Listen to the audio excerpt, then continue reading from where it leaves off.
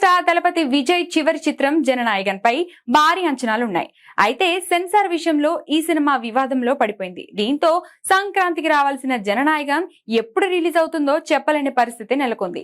అయితే వినోద్ దర్శకత్వంలో తెరకెక్కుతున్న ఈ పొలిటికల్ యాక్షన్ థ్రిల్లర్ ఇప్పటికే సెన్సార్ సమస్యలతో సతమతం అవుతుండగా తాజాగా చిత్రంలోని కీలక సన్నివేశాలు ఆన్లైన్ లో లీక్ అవ్వడం షాకింగ్ గా మారింది.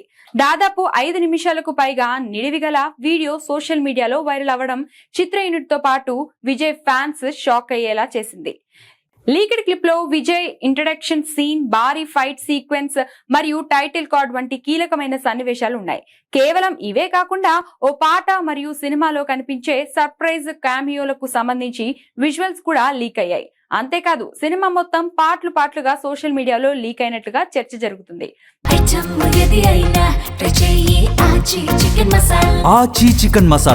దీంతో ఈ లీకులపై విజయ్ అభిమానులు ఫైర్ అవుతున్నారు. మూవీ మేకర్స్ కూడా తీవ్రంగా స్పందించారు. ఇప్పటికే సైబర్ క్రైమ్ విభాగానికి ఫిర్యాదు చేసినట్లు తెలిపారు. జననాయగన్ కంటెంట్ ను షేర్ చేసే వారిపై కఠినమైన చట్టపరమైన చర్యలు తీసుకుంటాం.